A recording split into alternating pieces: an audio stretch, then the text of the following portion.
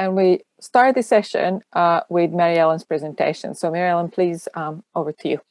Thank you so much for this invitation to be here. I've learned so much in the talks. You know, my own research is far less in child corpora than all of you other presenters, and so that's just wonderful for me to hear about, and also a challenge for what to speak about now, since the presenters are, of course, so much more knowledgeable than I am. What I want to do, I decided, was to think about other questions looking forward that we might ask, and think about how understanding language production processes, both speaking versus writing, could inform those other questions. So a few years ago, I wrote this paper about language production and its relationship to comprehension research. And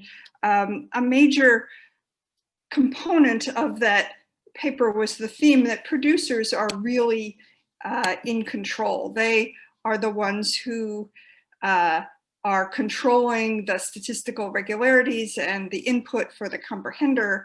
And I still think that that point of view is extremely important in not just understanding how production works, but also guiding comprehension research. So really, producers have a difficult task, but languages are structured, all of them, no matter how they come out morphologically or word order or other features, have many different ways to say the same idea.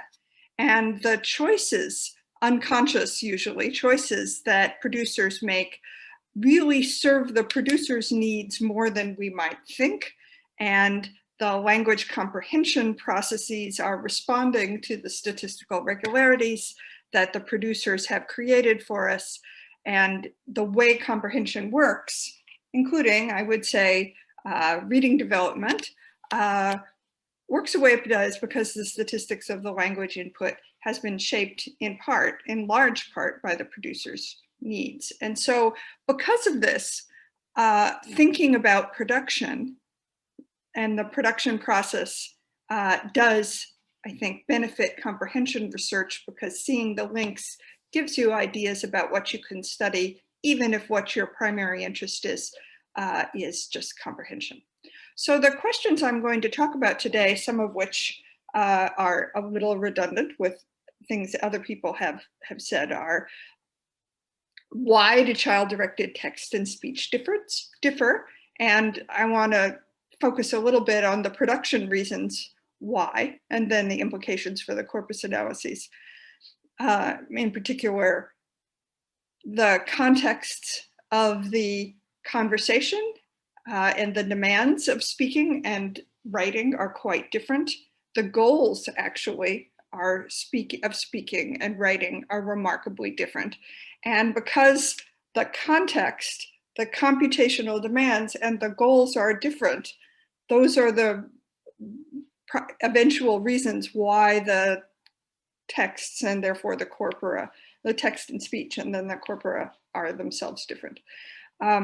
I will very quickly talk about what do children learn from child-directed texts, and many people have already talked about this. The one thing I'll emphasize is that the statistical patterns over the language are very interconnected, so that, for example, the statistics of the words or particular types of words are correlated with the statistics of other types of words, the syntactic structures, and so on. And I want to mention and elaborate on a little bit that the two kinds of general roles that we can be using corpus analyses for, one of which is understanding the development of literacy, the vocabulary, the morphology, the syntax, and we've heard a number of talks of that sort. But the other one, which reflects the last talk, Steve's talk, is the understanding the consequences of literacy. And these are both interesting questions, and I think they have somewhat different links to what we know about the difference between writing and speaking. So in particular, I think understanding the contexts and demands of speaking and writing inform the knowledge of the statistics that are most relevant to studying the development of literacy, and understanding the goals of a writer versus a speaker is most relevant to understanding the consequences of literacy, such as the emotion recognition that Steve talked about. So in this slide, I'm not telling you anything you don't already know, but I will set up some subsequent remarks. We know that speech, particularly speech to children, usually is about people who know each other. And they therefore have enormous shared knowledge of their family life or their life in the classroom. And very often, though not always, the speech is accompanied by joint attention to the same visual context. And both this shared knowledge and the joint attention have particularly important consequences for the nature of the speech, and as you know. So just a couple of examples to make some of this a little bit more concrete. So imagine for the moment child-directed speech within the family unit, and assume this sort of situation in which the family has some pets, and the child and the parent see the pets. So here they are, and the parent says, "Oh, that's so funny." And that's the utterance. The speaker's goal here is just to communicate, to comment on the scene, to express that this is a perhaps unusual event. And so because of the context, there's no extra information needed, and the utterance has just one content word. And that's, of course, as you know, very common in child-directed speech. Both the shared knowledge and the visual context are really important here. If instead the parent and the child are not watching this together, but the parent is reporting it from memory, and so there's not joint attention, you'll get a much longer utterance. Maybe the parent says, "Oh, this morning I saw Budgie cuddling up with Fiona. It was so sweet." And so now there's far more description, and also, again, the comment. And then there's, of course, proper nouns, the names here, with no additional descriptions of the cat and the bird. And so we see here a real effect of shared knowledge in both kinds of utterances, and also joint attention and the differences in joint attention. Now, child-directed text has little or no joint attention. Of course, there's no joint attention. Occasionally, there's the child being able to look at an illustration. And the writer and the audience, the reader, don't know each other. So the shared knowledge is far less. And the result is, of course, much more descriptions, words, complex syntax, and more inferences. So just another quick example from this book, which is a chapter book for children aged 7 to 12. It's about these three cousins, and they find a cat, and events happen to them. Here is a couple of sentences from an early part of the book in which the girl finds the cat and in a cardboard box, and the text goes like this: "All the sides of the box top were folded together, creating a small rectangular opening in the middle. For the second time, Martha saw a little nose push against it."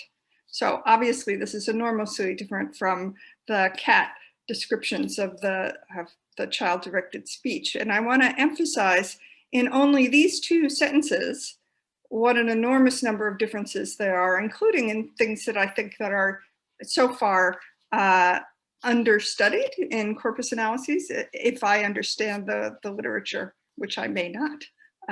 So first of all, there are some subordinate clauses here, two of them actually, creating a small rectangular opening, and then for the second time. So there's a one at the end and another one at the beginning of the sentence.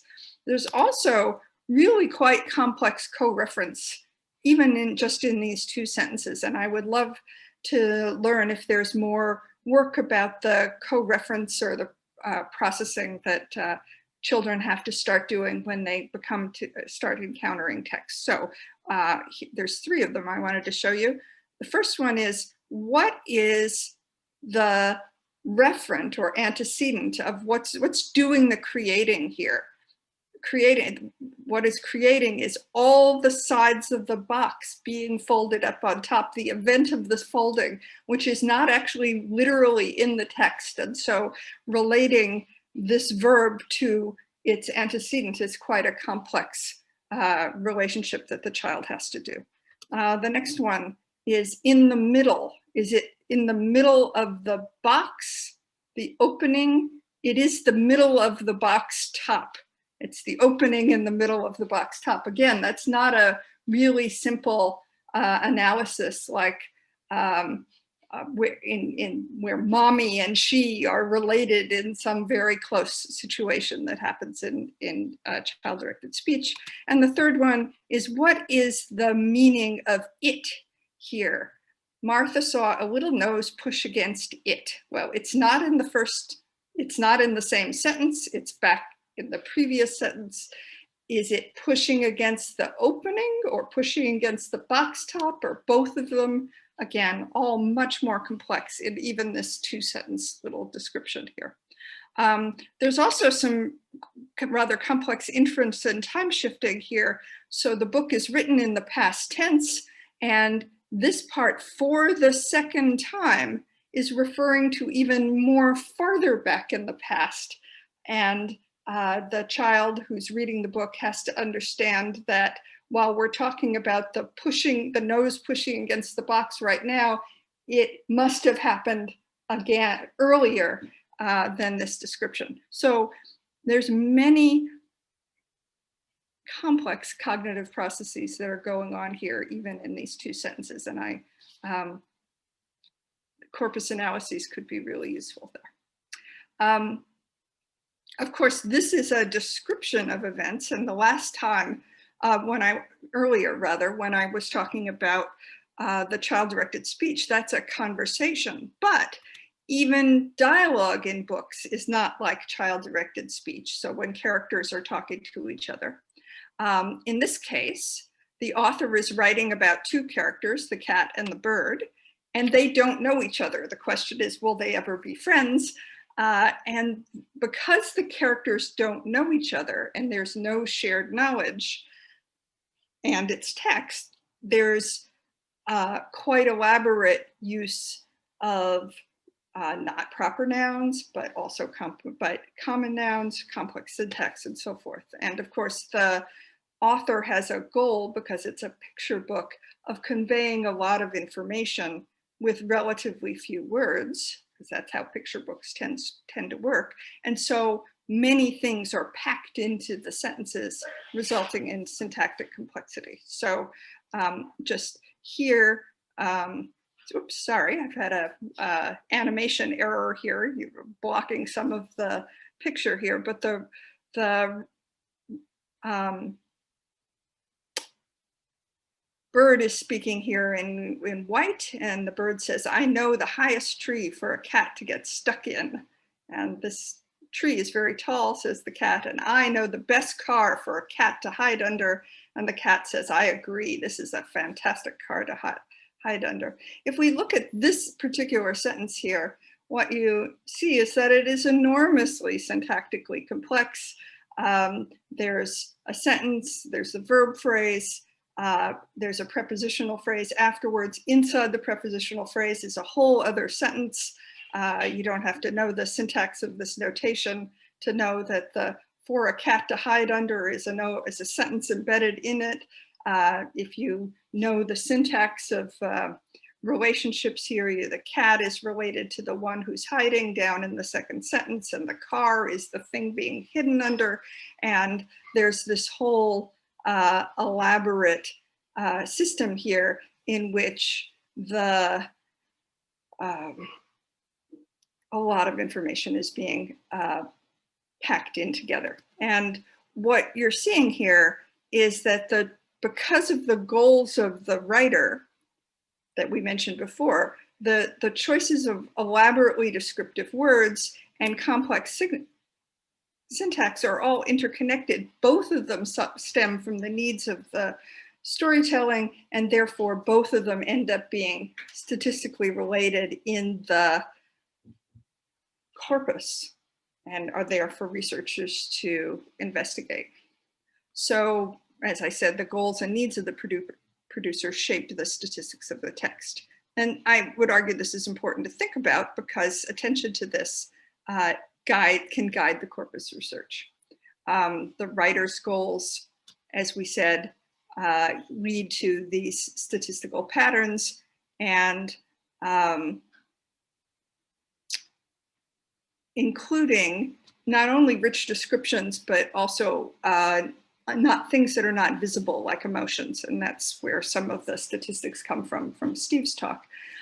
Writers also have goals for socialization. That is, many children's books in lots of cultures are designed to teach moral lessons and may convey gender roles or the social norms of the culture.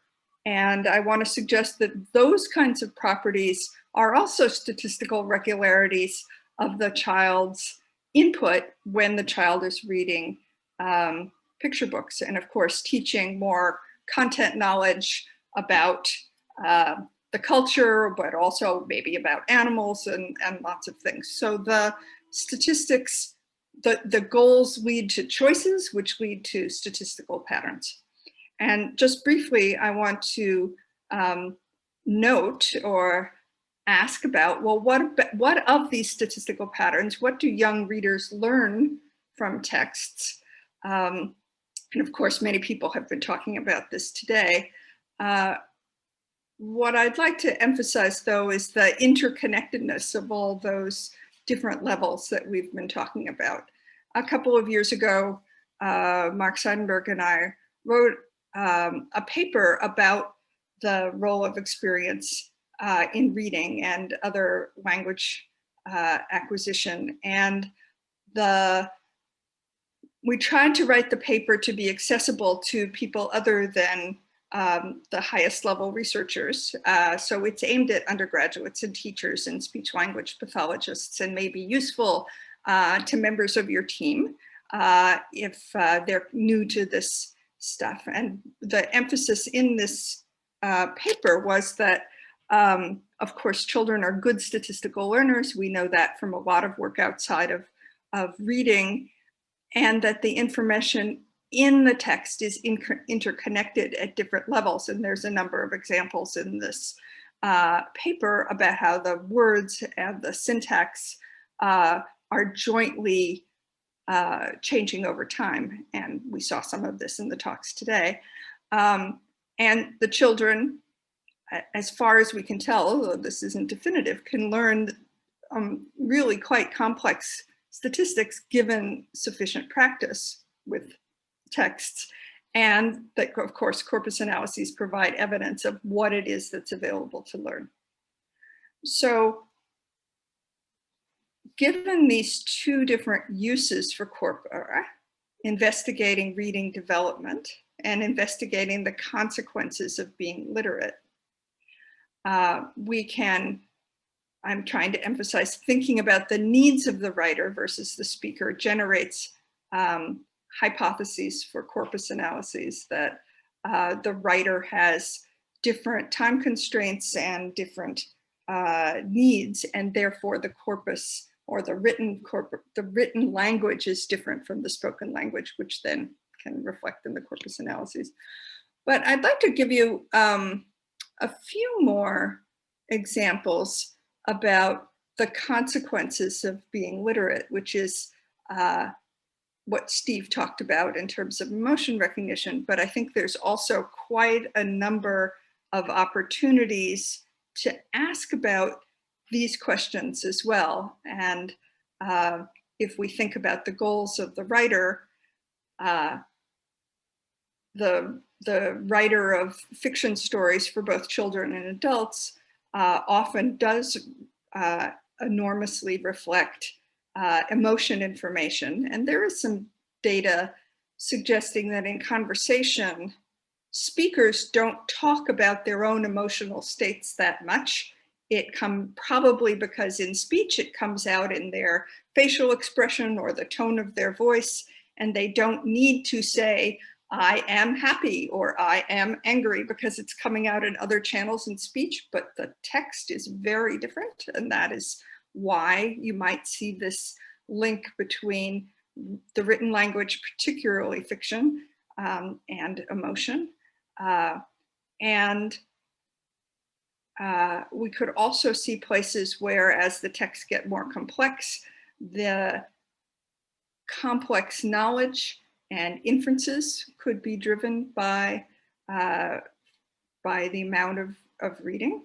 And also, as I said, the social and cultural norms that children may be exposed to in text. And I want to give you a particular example of this last one not from my own research, but from colleagues of mine at Wisconsin, which is an example of the way children's book text contribute to children's knowledge of gender roles. And this is in North American English, but you could imagine studying very similar questions in of course, other cultures.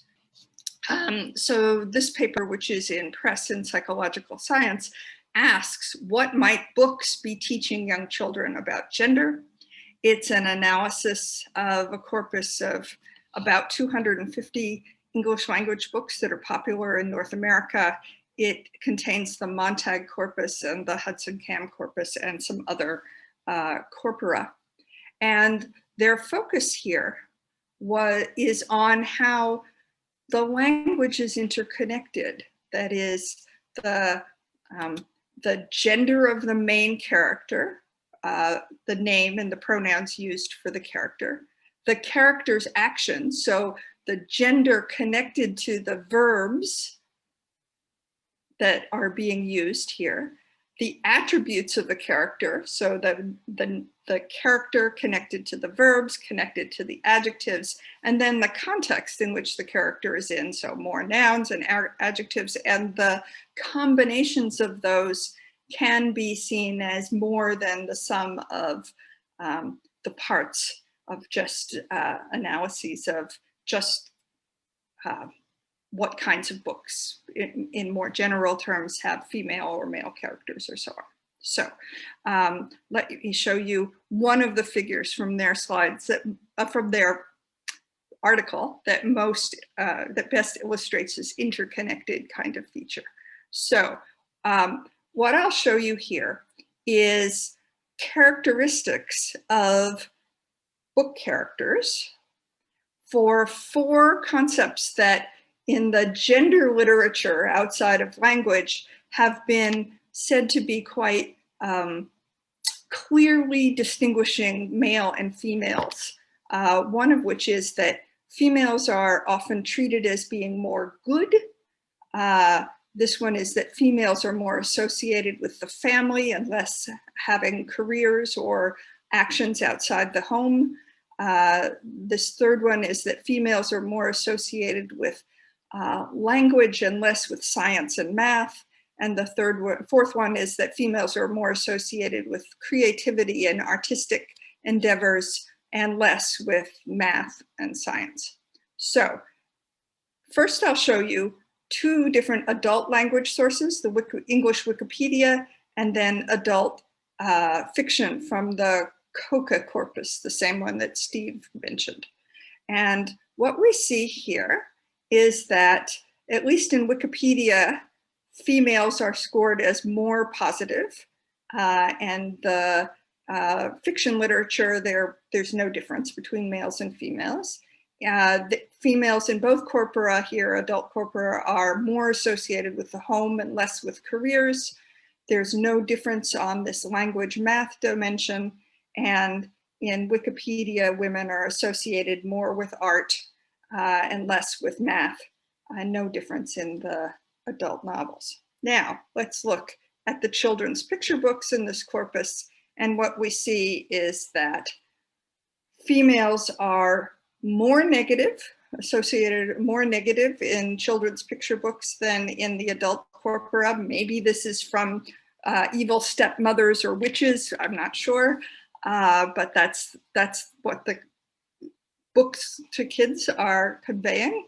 The females are even more associated with the home and less associated with careers in the children's picture books compared to the adult literature. Females are more associated with language and less with math and science in the children's picture books compared to the two adult corpora, and females are more associated with creativity and less associated with math and science compared to the adults. So this example shows that it's possible, especially by thinking about the interconnections among pieces of the corpus, to show interesting differences for the consequences of being exposed to text, in addition to this other question about developing literacy. So there's many opportunities in corpus analyses for both of those questions. And I would like to argue that in both kinds of analyses, studies across multiple levels of language are going to continue to be really informative. And these multiple correlated statistics across all these dimensions emerge. It all comes back to the producer, as I love to say, because the needs of the producer are served by making production choices at these various levels at the same time. That creates the statistics, and that creates what children and adults learn. So thank you very much for listening. Thanks to funders and lab, and particularly thanks to my current and former students, many of which these four you see here. We've seen Yelena and Yaling and Steve today, and Jessica tomorrow. I'm very proud of all of them and have learned so much from them. Thanks.